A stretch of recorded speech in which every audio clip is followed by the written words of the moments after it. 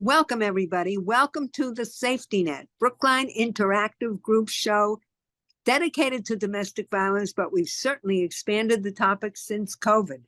I'm Susan Howard, a local with a national practice, domestic violence attorney. And today with me, because I've been begging her to come on the show for years, we have fiber guru and energy healer. What a combination. Elissa Lazdowsky. Welcome, Lisa. Hi. I'm glad to be here, Susan. I'm thrilled. Lisa is the owner and founder of Creative Warehouse on Reservoir Street in Needham. Every kind of fiber, I guess, interest that you have, you can find at Creative Warehouse, and Lisa will help you. Number one, she will absolutely help you. Individual attention. It's stocked, as you can see behind her. And Lisa, show the sweater or the poncho you're wearing. And you did that, right? Yes. Oh my God, it's beautiful. So Lisa, I'm going to ask you some questions. How did you get into knitting? And why did you get into knitting? Well, my grandmother had a yarn store. She had a yarn store. She opened it during the Depression in Dorchester. And I grew up in her yarn store, and I always loved her store. I would go in and I could feel between my fingers sensation, and I feel it here. So I always loved her store. I always wanted a yarn store. It just worked for me. She had her store for over 40 years, and I'm here now, almost 34. And where are you again, Lisa? I'm in Needham. I'm in Needham Heights. Needham Heights. Okay. Needham Heights. And why do you keep on knitting? Why? What's the draw? I mean, I'm a knitter, but I'm not a good knitter. As you know, you told me, well, I just need a little guidance. No, Lisa, I need more than that. Thank you for your patience. But why do you love knitting? Oh, I love knitting for so many reasons. It balances me out. It settles me. It makes me feel complete. There's so many reasons. The satisfaction of, well, first there's the color. Just the stimulation of the colors I find exciting, comforting. And then there's the tactile part of it, what it feels like. I feel it going through my fingers.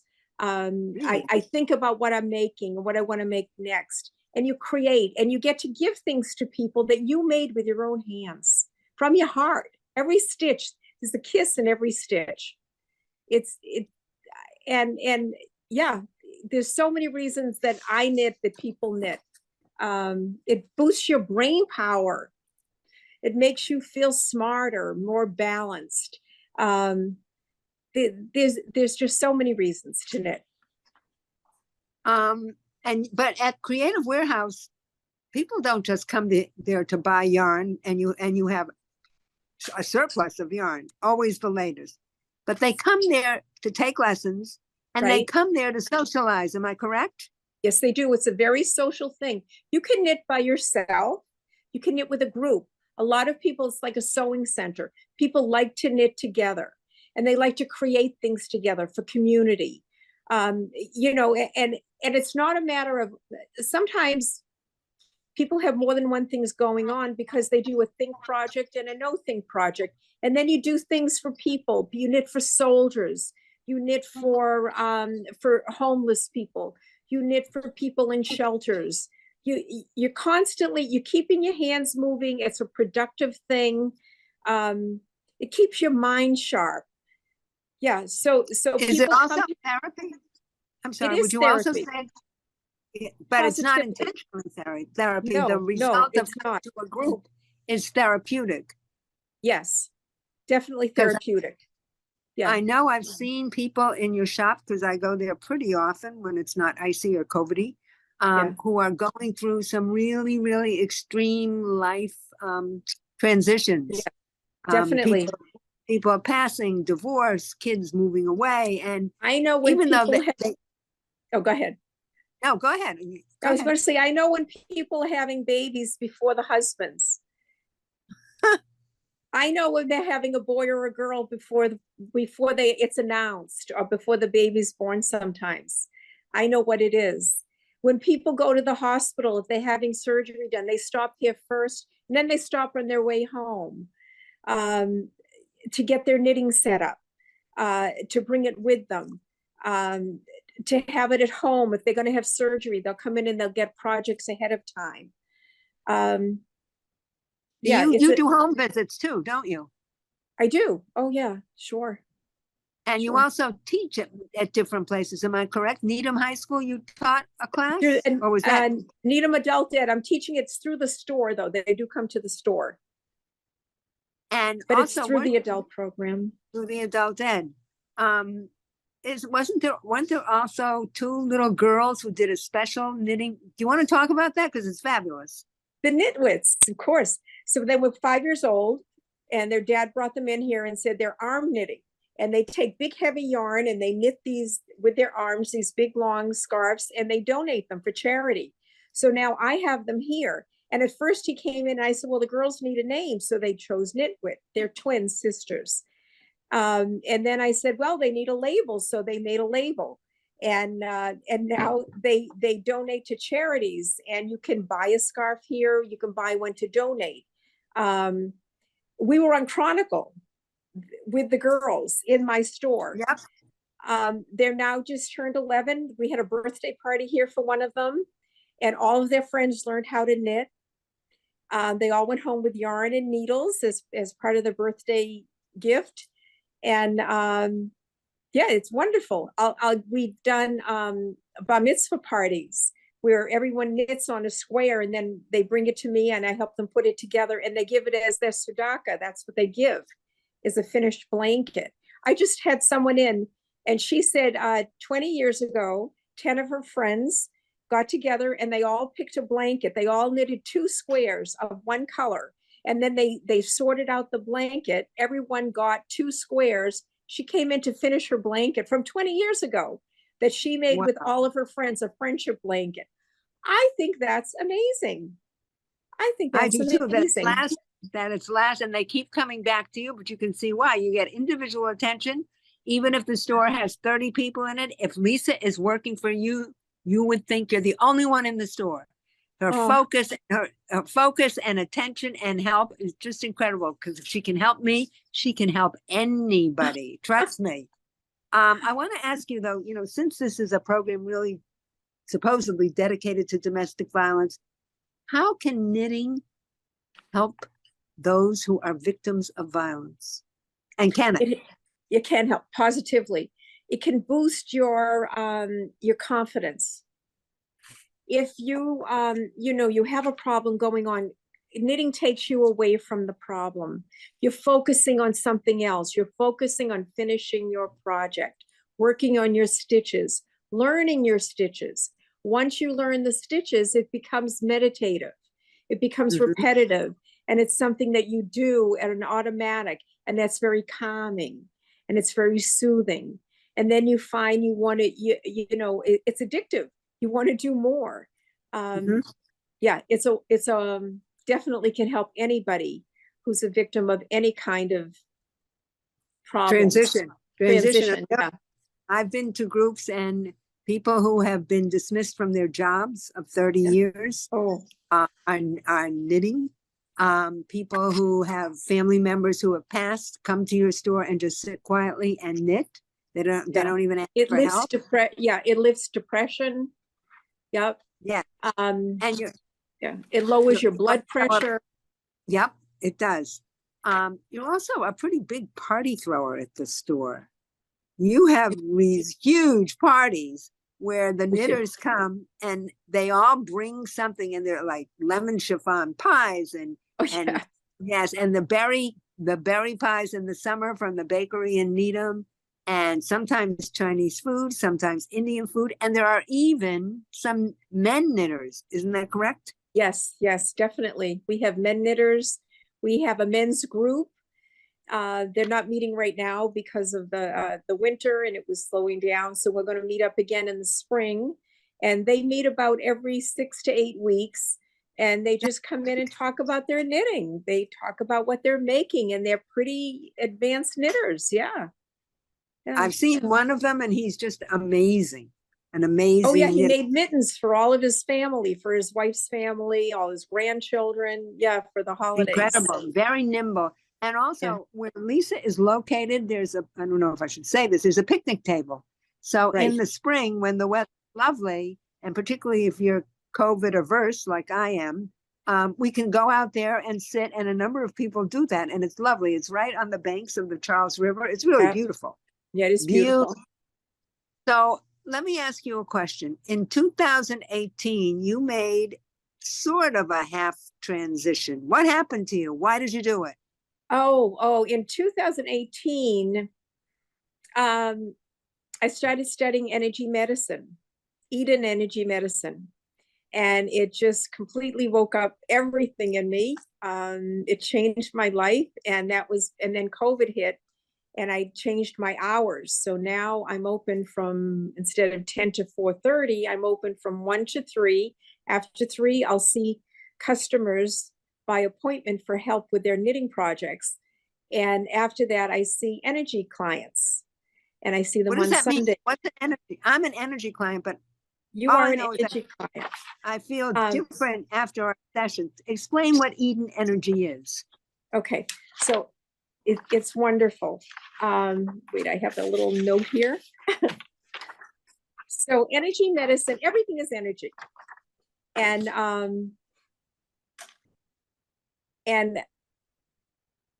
you know, in Western medicine, people take medication, they reach for it all the time. And with energy medicine, you work with your own energy systems. We balance your energies. I work with 9 different energy systems to help you balance your energy. And then I give you homework for you to practice and work with. Sometimes when people take medication and they don't always work.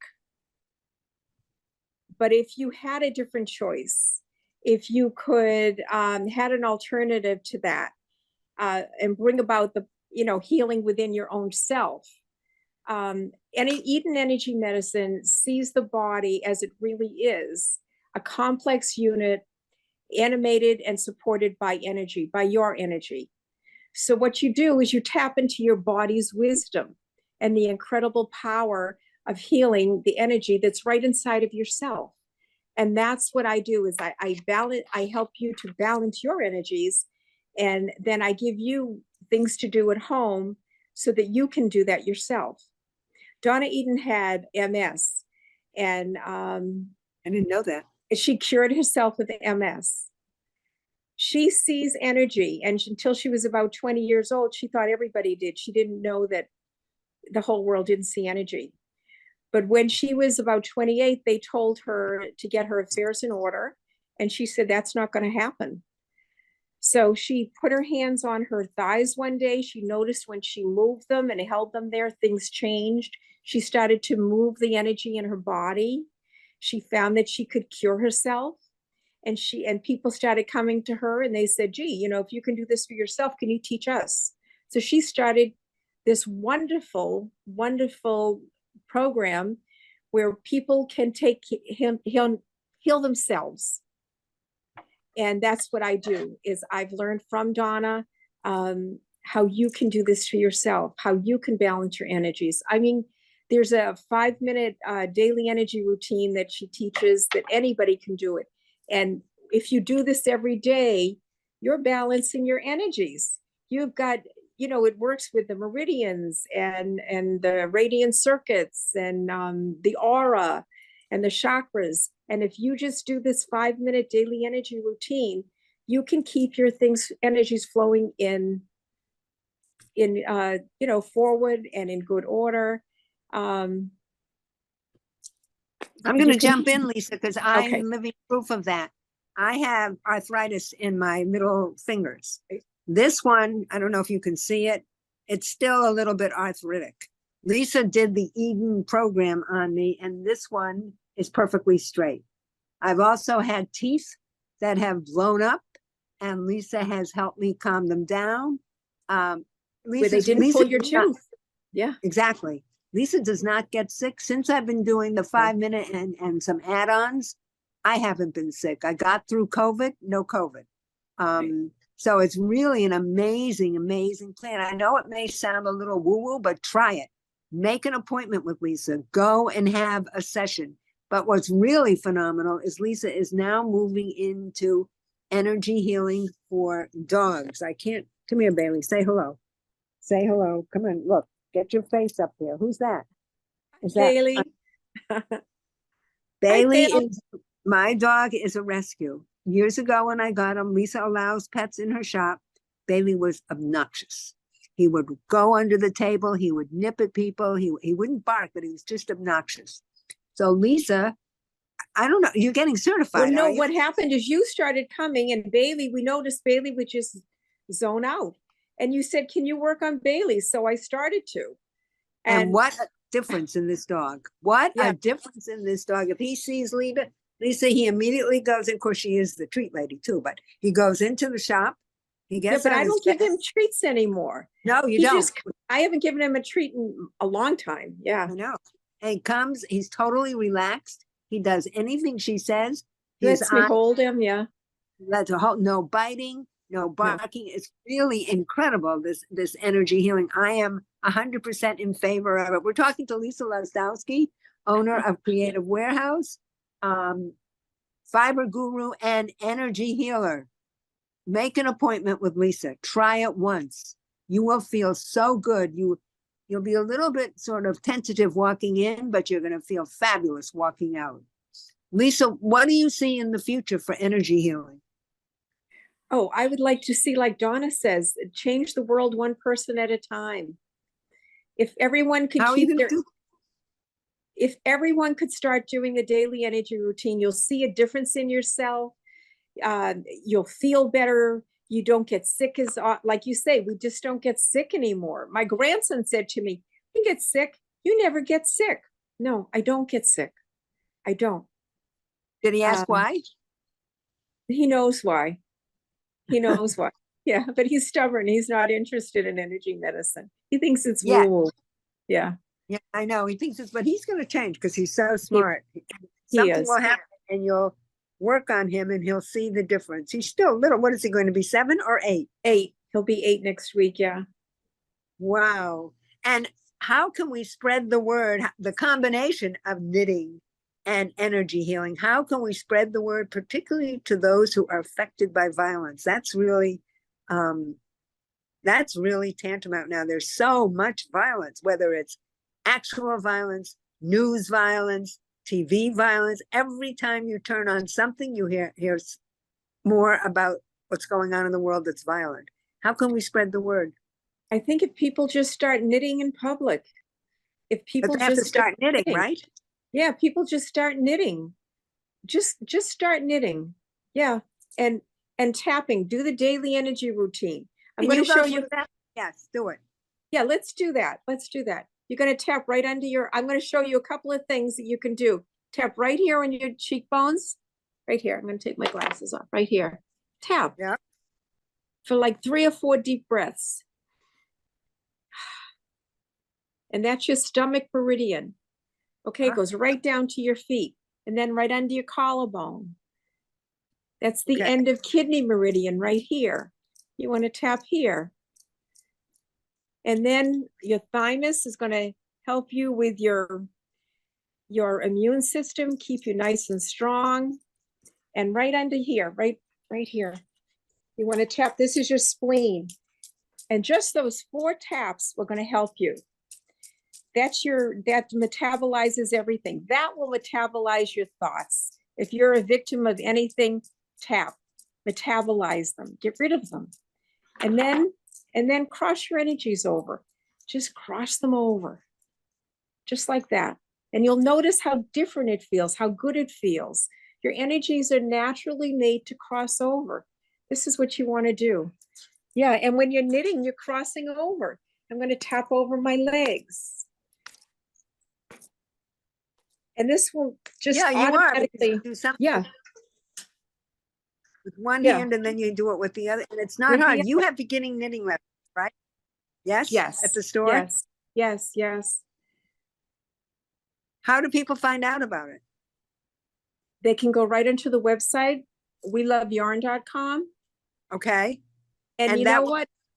Yep, and that will, they can come in, and we could even do, what if we did a special time?